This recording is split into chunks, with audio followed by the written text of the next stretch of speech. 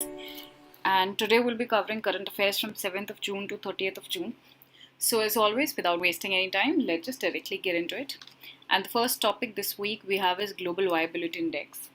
So as we all know that the impact of global impact of this pandemic on the world is still being felt, right? And in such times, EIU, that is Economist Intelligence Unit, has come up with this Global Livability Index 2021. So the first question which could be asked in our examination is, who releases this? Who releases this livability, Global Livability Index? So it's EIU, Economic Intelligence Unit, right? So this could be the first probable question. Now the next thing to understand is what is Global Viability Index. ठीक है, ये सब क्या है, ये है क्या, and what are the findings of this index. ठीक है, सो ये बेसिकली ये जो इंडेक्स है ये प्रोवाइड करता है कि कौन सी city has the best living conditions और the worst living conditions around the world, right? So this index basically assess the cities as to whether they provide the best living solutions or not to its citizens, right? And what are the parameters? So there are 30 different parameters जिनको हमने 5 categories में divide किया हुआ है, ठीक है? Those 5 categories are, first is stability, कि किस particular city में कितनी stability है, right? Healthcare system वहाँ का कैसा है, culture और environment कैसा है, education and infrastructure उस country और या उस city का particularly कैसा है. तो these are the broad categories we have divided the parameters into, all right? Now what are the key takeaways of this index? This is important to be noted down. Okay, so the first one is Auckland is the city which tops in the the livable cities, जो कि New Zealand में है. Osaka Japan में है. This comes at the second position. आप first 2-3 positions याद रख लो, वही बहुत है.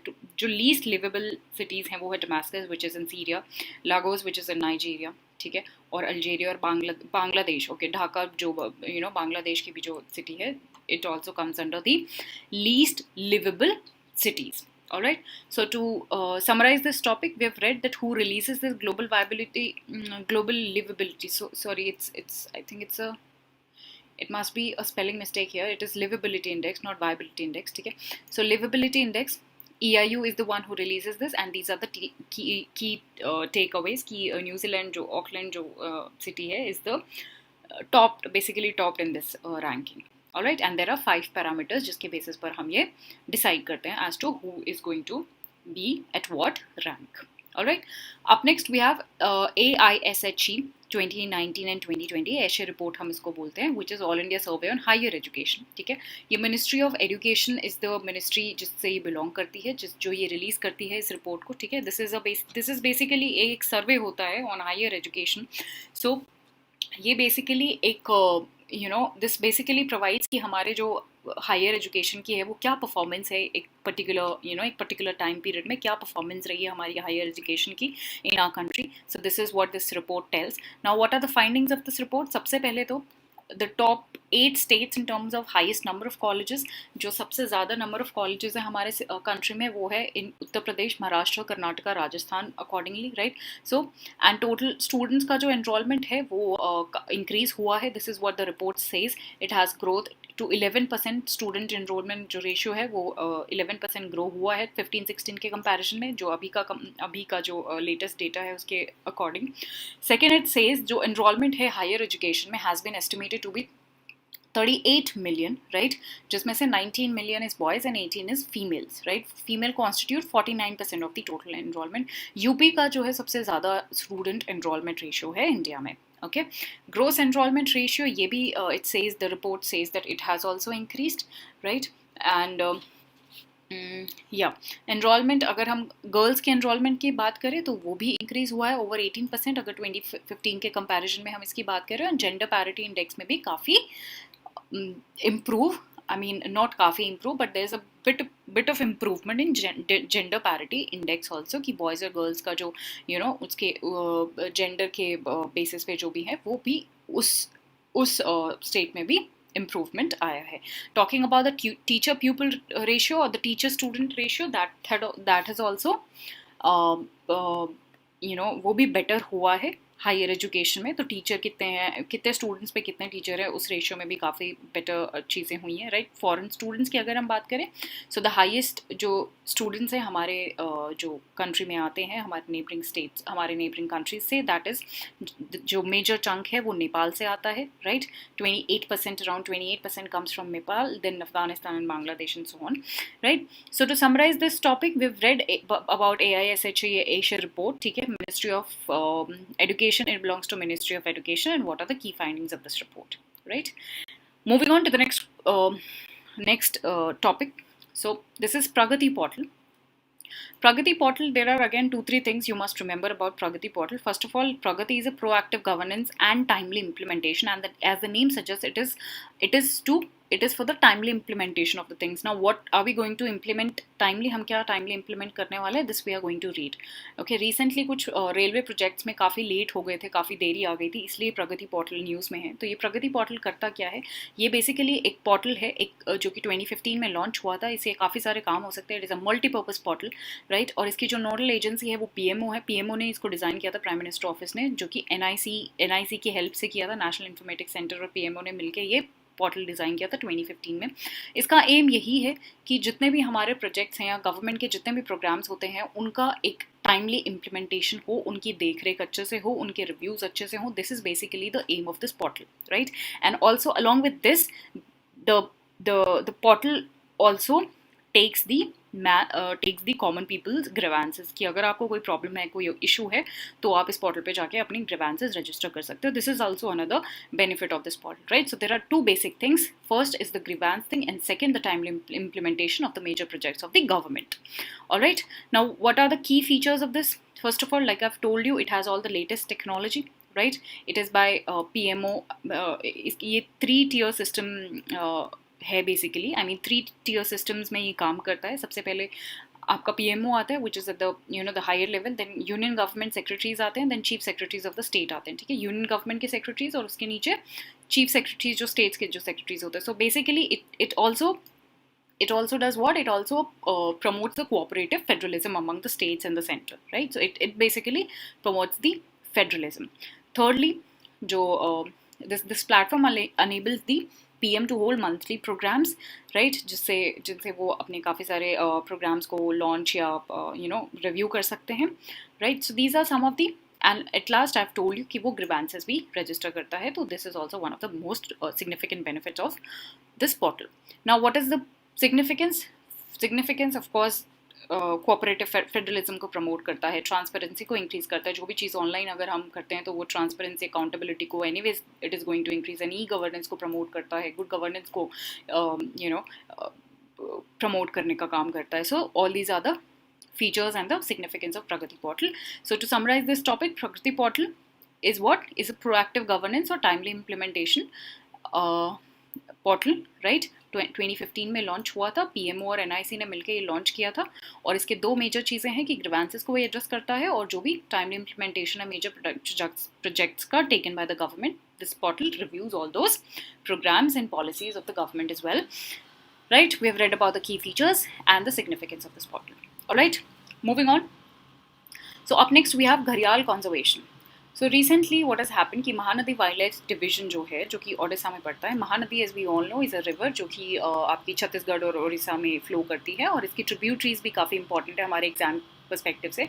So make sure that you आप मैप कर लो जो भी इंपॉर्टेंट रिवर्स हैं, जो भी न्यूज़ में रहती है स्पेशली, आप मैपिंग उनकी कर लो. Like for example, not just their locations but also their tributaries. Like for example, Mahanadi की tributaries हैं, सियोनाथ, हसदियो, तेलोंग, ये सब महानदी की tributaries है. तो make sure that आपको कुछ जो major tributaries हैं और उनकी जो locations हैं वो आपको पता हो. Okay, so this they have introduced what they have announced a cash reward of ₹1,000 for rescuing gharials, right. अगर आपने घड़ियाल्स को रेस्क्यू किया तो आपको ये प्राइज मिलेगा. टॉकिंग अबाउट द घड़ियाल, सो ये लॉन्गेस्ट लिविंग क्रोकोडाइल्स हैं, ठीक है. They are one of the longest ones. Crocodile जो फैमिली से ही बिलोंग करते हैं, they are the longest ones, right. तो ओके, एंड घड़ियाल्स जो हैं वो फिश ईटिंग होते हैं, we all know. And the only living crocodile with the visible sexual dimorphism.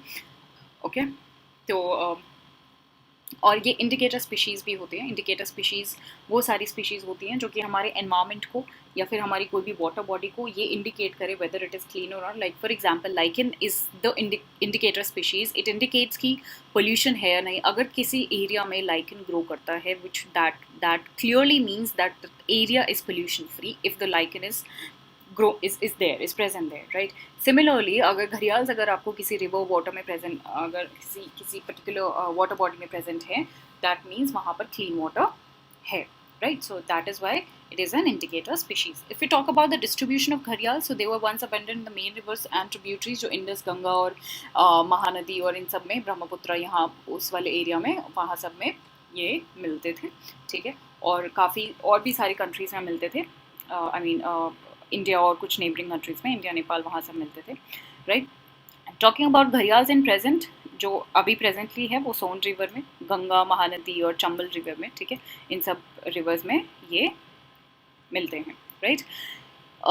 And what are the 2 protected areas gharials के regarding हमारे country में? First is national Chambal sanctuary and Katarniaghat wildlife sanctuary, this is in Rajasthan, this is in UP. तो ये 2 हमारे protected areas हैं घड़ियाल्स के regarding.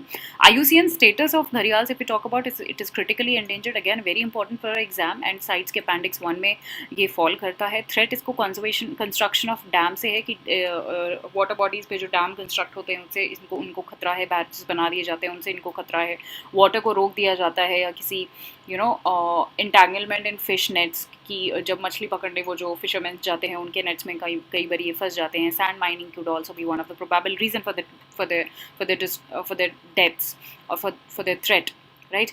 Now there are certain initiative which has been taken by the government, like Indian government launched project crocodile UNDP के साथ और FAO के साथ 1975 में, right? So ये एक ब्रीडिंग प्रोग्राम था ताकि जो घड़ियाल की पॉपुलेशन है उसको हम रिवाइव कर सकें। क्रोकोडाइल्स की अगर हम इंडिया में बात करें तो क्रोकोडाइल्स की 3 स्पीशीज़ मिलती हैं हमारे इंडिया में। सबसे पहला घड़ियाल्स, मगर क्रोकोडाइल जिसका IUCN स्टेटस वल्नरेबल है, और सॉल्ट वाटर क्रोकोडाइल जिसका लीस्ट कंसर्न जो है IUCN स्टेटस है। IUCN status are always important for exam perspective. Make sure the species which are in new specially, और अगर वो इंडियन स्पीशीज़ हैं, मेक श्योर 2 चीज़ें आपको ध्यान रखनी है। अगर वो इंडियन स्पीशीज़ है, फॉरेन स्पीशीज़ ज़्यादा नहीं पूछती है UPSC, अगर वो इंडियन स्पीशीज़ है और वो काफ़ी न्यूज़ में है तो आप उसका IUCN स्टेटस, उसके जो भी डिस्ट्रीब्यूशन, उसकी जो लोकेशंस हैं वो आप अच्छे से prepare for your exam. So to summarize this topic, we've read about घड़ियाल conservation, about Mahanadi Wildlife Division जहाँ पर ये हुआ है, we've read about the gharials और उनका IUCN status वगैरह, right? Up next we have World Energy Investment Report 2021. So again, the first question first, who releases this report? IEA releases this report, International Energy Agency, right? Okay, हाँ जी। तो अभी क्या basically what this report basically says, this report basically I mean this report always analyze that जो energy में investment हो रहा है, what is the status of that investment. So this report basically says the energy investment flow are recovering from the shock of COVID-19 pandemic. This is what the crux of this report, what say like the findings of this report, right? It says कि जो investment है energy के field में वो काफ़ी recover हो रहा है पोस्ट पैंडमिक के टाइम पे भी, पैंडमिक के टाइम पे भी जो चीज़ें हैं एनर्जी सेक्टर में वो रिवाइव हो रही हैं. This is what the report says. And the first finding of this report it says कि ग्लोबल एनर्जी इन्वेस्टमेंट जो है is set to recover by 10%. 2021 में इतना हम रिवाइव कर लेंगे, राइट. पावर सेक्टर में भी काफ़ी ज़्यादा इन्वेस्टमेंट इंक्रीज़ होने की हमें उम्मीद है. फॉसिल फ्यूल्स में भी टेक्नोलॉजी और इन्वेस्टमेंट, और कोल सेक्टर में भी इन्वेस्टमेंट्स और ये सब चीज़ें होने की, बेटर होने की हमें ये सब चीज़ें बेटर होने वाली हैं. So this is what the report is saying. Okay. जो नेट ज़ीरो एमिशन प्लान है, नेट ज़ीरो एमिशन प्लान मतलब ग्रीन हाउस एमिशंस को हम जो एक तरीके से बैलेंस करते हैं, जो ग्रीन हाउस गैस का जो एब्जॉर्प्शन होता है एटमॉस्फेयर से, that is what net zero plan. So it says that the commitments to the net zero plan is gaining momentum. So this is also reviving. So overall, this report or the finding says that things are reviving after the pandemic time or in the pandemic time things are reviving in the energy sector. Now what are the suggestions provided by this report, by this World Energy Investment Report? It says कि हमें ना investment, though things are improving but still we need to increase the investment, rather we need to double the investment ताकि हम जो temperature है, जो global temperature है उसको एक particular उस पर हम मेंटेन कर सके, जो कि पेरिस अग्रीमेंट का भी एक गोल है कि 1.5 पे हमें मेंटेन करना है, लाइक 2 से तो 2 डिग्री सेल्सियस तो हमें राइज होने ही नहीं देना है प्री इंडस्ट्रियलाइज फेज के कंपैरिजन में, but we have to try our best that we keep it 1.5 degrees Celsius only, under this only, right? So to summarize this topic, we have read about this World Energy Investment Report released by IEA and its key findings, and also about the suggestions provided by this report.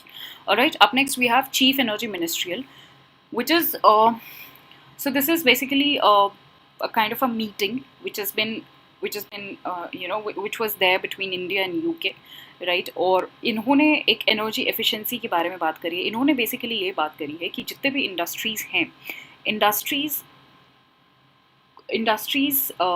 कैसे वो material use कर सकते हैं जो कि energy efficient हो, जिससे carbon ज़्यादा रिलीज़ ना हो, जिससे कार्बनाइजेशन ना हो, जिससे climate changes ज़्यादा ना हो. So this is what they have focused upon, right?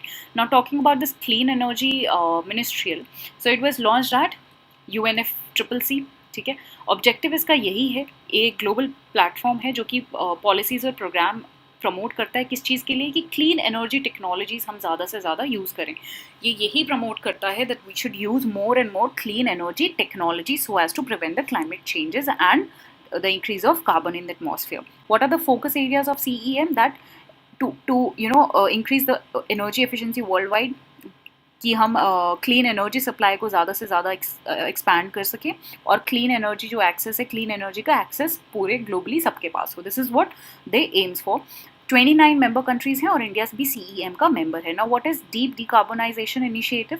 तो ये exactly this is again the same thing that we have to try कि हम कार्बन को कम रखें और अपने इंडस्ट्रीज़ में ऐसे मटेरियल्स यूज़ करें जो कि लो कार्बन एमिट करे या जिनसे क्लाइमेट चेंज ज़्यादा ना हो सके. So overall what it does कि कार्बन के जितना इंडस्ट्रीज से जितना भी कार्बन रिलीज हो रहा है, it assesses the standard of that carbon, right. ये कुछ फिनेंसेस भी प्रोवाइड करता है, गाइडलाइंस भी डिज़ाइन करते हैं. So all of this what this IDDI does, right?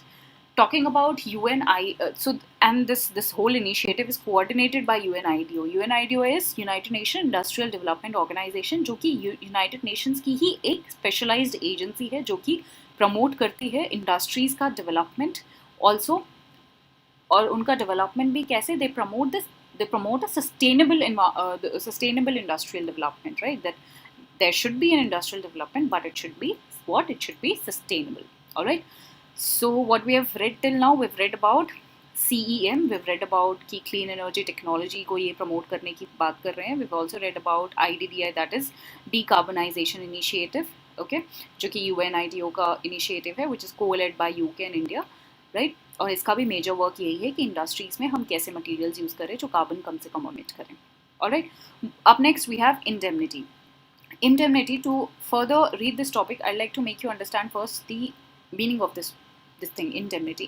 Indemnity, so it is basically, suppose करो कि there's a company जिन्होंने कोविड वैक्सीन को मैन्युफैक्चर किया है, ठीक है.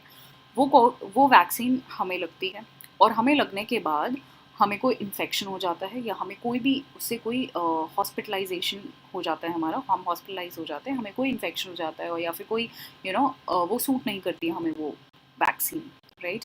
Now the indemnity clause says, अगर उस पेशेंट ने अगर कंपनी के अगेंस्ट, उस मैन्युफैक्चरर के अगेंस्ट केस फाइल कर दिया, तो इंडेमनिटी क्लॉज सेज, अगर इंडेमनिटी कहता है कि जो भी लॉसेस होगा उसको कॉम्पनसेट वो कंपनी करेगी. आपके जितने भी खर्चे होंगे या कोई भी लॉस होगा तो वो जो पर्टिकुलर मैन्युफैक्चरर है या पर्टिकुलर जो कंपनी है वो उस लॉस को पूरा करेगा. This is what indemnity is. Okay, now let's come to the point, let's come to the news. So recently Pfizer और बहुत सारे ऐसे कंपनीज हैं जिन्होंने बोला है, इंडिया को बोला है कि हम indemnity clause this we won't sign to this, क्योंकि आवर गवर्नमेंट हैज़ सेड कि अगर कोई भी कॉम्प्लिकेशंस होते हैं तो you will be responsible, you will compensate for it, but they have denied, they have rather said, उन्होंने आगे से आके बोला है कि हमें indemnity clause sign, I mean they've said कि we won't be responsible generally, basically उन्होंने ये बोला that we won't be responsible, rather we want कि अगर कुछ भी हो जाता है आपके patients को तो the government should compensate, we won't be compensating any of it, right? So this is the issue which is going on, right? So in simple terms, indemnity means a security against a loss or कोई भी financial stress. This is commonly used in insurance contracts, right? And I've told you what is happening कि Pfizer ने ये बोला है कि government को कि हम कुछ भी रिस्पॉन्सिबल नहीं होंगे, the Indian government should compensate for all of it. हालांकि यूएस और यूके जैसे कंट्रीज़ ने तो फाइजर की बात को मान भी लिया है और बोल भी दिया है कि okay you give us the vaccines and we will be compensating if there is any kind of side effect due to the vaccine. All right, this is the entire scene, this is the entire news. All right, so indemnity को clear करना ही ज़्यादा important था, बाकी तो ज़्यादा कुछ है नहीं इस न्यूज़ में। Up next we have ASEAN foreign ministers meet. तो 2021 का एक अभी आसियान फॉरेन मिनिस्टर मीट हुआ है, China is hosting this year's meet, right? And this meet also marks the 30th anniversary of a dialogue between China और जो ASEAN countries के members हैं। इससे पहले हम न्यूज़ पढ़ें, I would like to make you read this thing about ASEAN. ये एक रीजनल ग्रुपिंग है जो कि 1967 में इस्टेब्लिश हुआ था बैंकॉक डिक्लेरेशन के बाद में, बैंकॉक डिक्लेरेशन के थ्रू। मेंबर्स इसके हैं Indonesia, Thailand, Singapore, Malaysia, Philippines, Vietnam, Myanmar, Cambodia, Brunei and Laos. Make sure that India is not a member of it and you remember it, ठीक है जी? India इसका member नहीं है और आपको याद रहना चाहिए। चाइना भी इसका मेंबर नहीं है।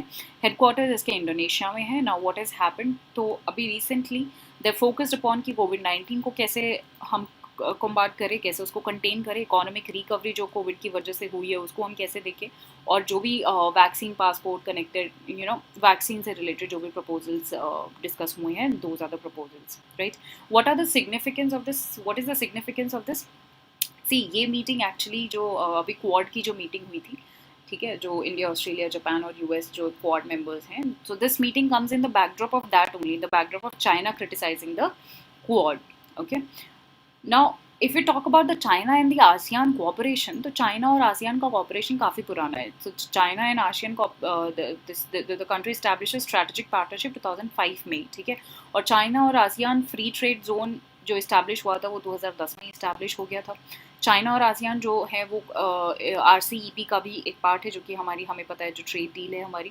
China has been an ASEAN largest trade partners 12 consecutive years से ही, 12 सालों से ही चाइना आसियान का काफ़ी अच्छा ट्रेड पार्टनर रहा है, राइट? और भी बहुत सारी चीज़ें चाइना ने करी है। सो China is an important player in this influencer, we can say. So this was about it. This was about the meet. This was about the ASEAN foreign ministers meet. सबसे जो इम्पोर्टेंट चीज़ है इस for our exam perspective that you should know about the ASEAN, इसका जो major जो भी functioning है, इसके जो भी मेंबर स्टेट्स हैं, आपको वो पता होना चाहिए। ये UPSC पूछ भी चुका है काफ़ी बार एग्जाम्स में, right? Up next we have UN CEO water mandate. तो अभी क्या हुआ है, NTPC जो हमारा we know that National Thermal Power Corporation जो है, जो हमारी लार्जेस्ट पावर यूटिलिटी है, उसको that has become the signatory of UN CEO water mandate. UN का एक CEO वाटर मैंडेट है। ये एक बेसिकली एक ग्लोबल इनिशिएटिव है जो कि ये इंश्योर करता है कि पानी का बेटर एक तरीके से एक better water and sanitisation agendas को ये प्रेजेंट करता है, and it is also in the same line towards attaining the sustainable development goals.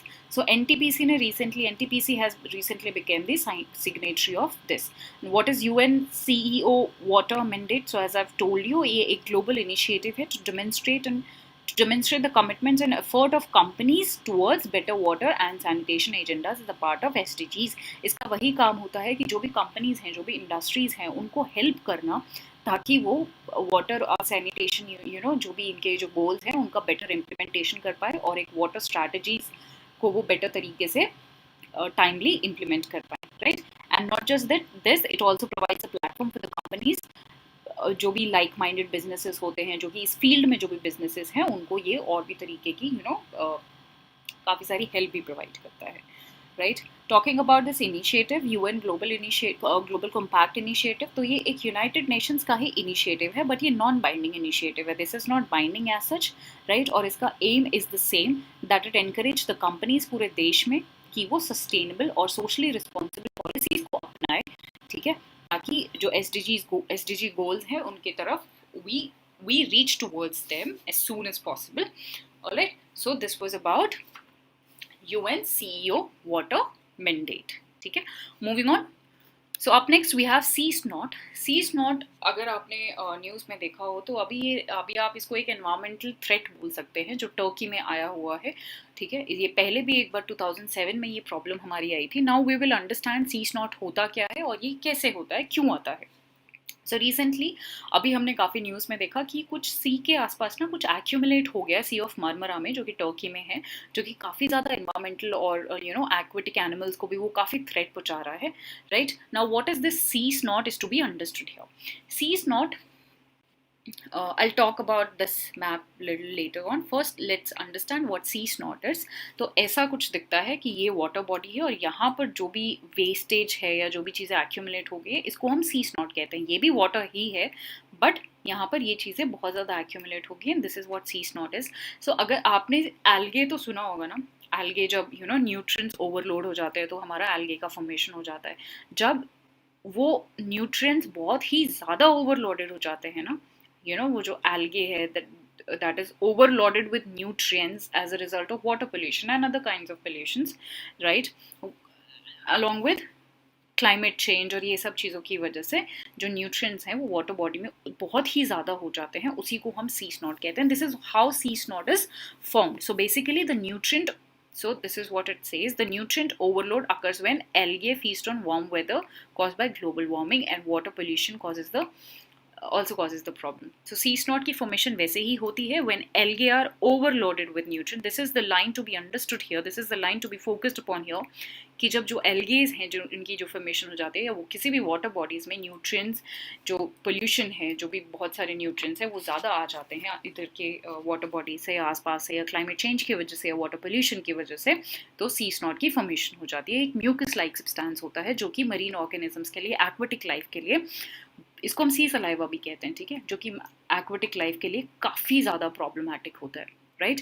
ये 2007 में भी ये आउटब्रेक आया था टर्की में, ठीक है, सी ऑफ एजेंसी के आसपास. मरीन इकोसिस्टम पे इसका काफ़ी बुरा इम्पैक्ट होता है. जो भी जो हमारी कॉरल्स की स्पीशीज़ होती हैं, स्पंजेस होती हैं, एक्वेटिक एनिमल्स होते हैं, फिशेस होती हैं, उनको ये काफ़ी बुरी तरह डैमेज करता है, राइट.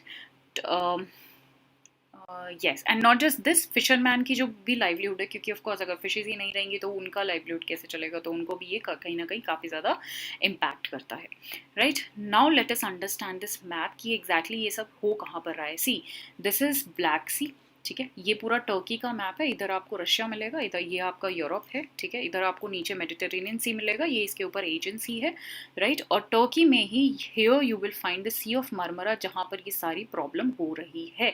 और not just the Sea of Marmara, ये एक्चुअली ना स्प्रेड होके सी ऑफ एजेंट सी तक भी जा रहा है, ठीक है, यहाँ तक भी, ये नीचे तक भी स्प्रेड हो रहा है, ठीक है. बट यहाँ पर अभी रिसेंट प्रॉब्लम है, ये ब्लैक सी आपको इधर मिलेगा. और since we are talking about map, I like to tell you कि मैप आपको काफ़ी अच्छे से प्रिपेयर करने हैं. आपको सीज, जितने भी कनेक्टिंग लिंक्स हैं, है ना, like for example Bosphorus strait है यहाँ पर, ठीक है, which connects Black Sea with the Marmara Sea. Then you will find Dardanelles strait which connects the Sea of Marmara and the Aegean Sea. You will find it somewhere here, ठीक है, यहाँ पर आपको कहीं मिलेगा.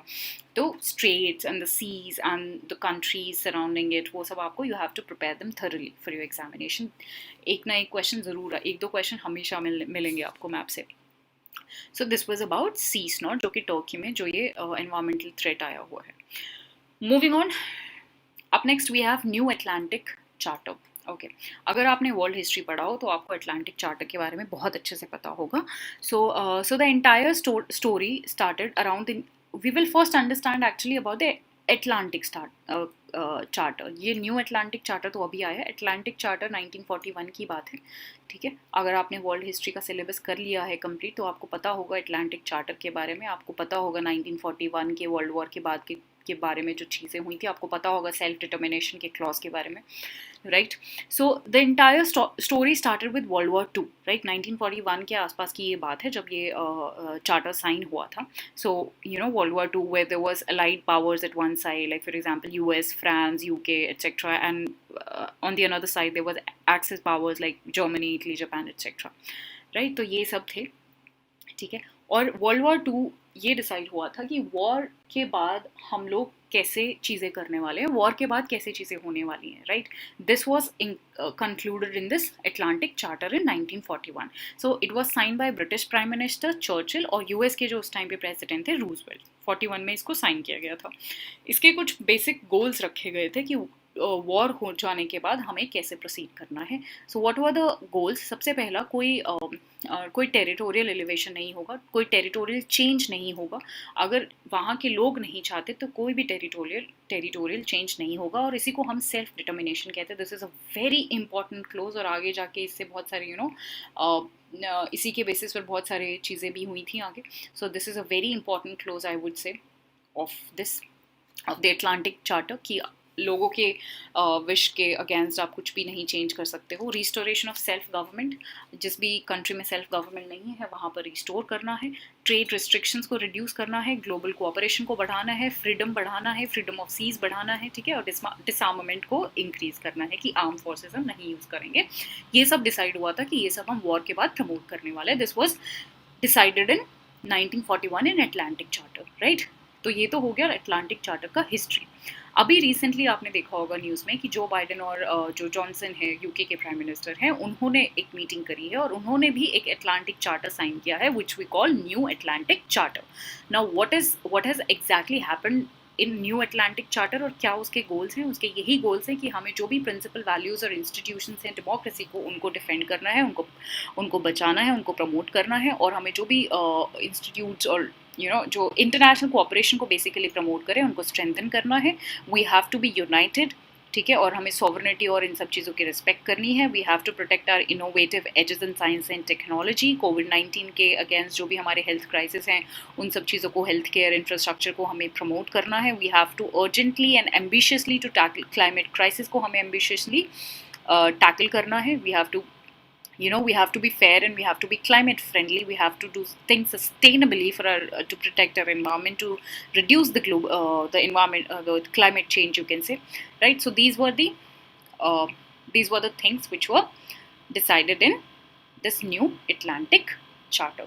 So to summarize this topic, we have read कि पुराने वाला we have read about the history, world history में हम गए और थोड़ा सा हमने पढ़ा Atlantic Charter जो कि 1941 में साइन हुआ था, उसके ये की इनिशिएटिव था। यहाँ पर ये एक्चुअली इंपॉर्टेंट है हमारे वर्ल्ड हिस्ट्री टॉपिक के लिए, ठीक है। पेपर 1 के लिए इंपॉर्टेंट है, इसलिए ये सारे पॉइंट्स मैंने आपको बताए हैं। So these are really important for exam and the current aspect of it, कि न्यू एटलांटिक चार्टर क्या है और उसमें क्या क्या की इनिशिएटिव्स या फिर की गोल्स जो भी हैं वो लिए गए by both the leaders of the major countries. All right, so that was it about this week. I hope it was informative. Thank you so much.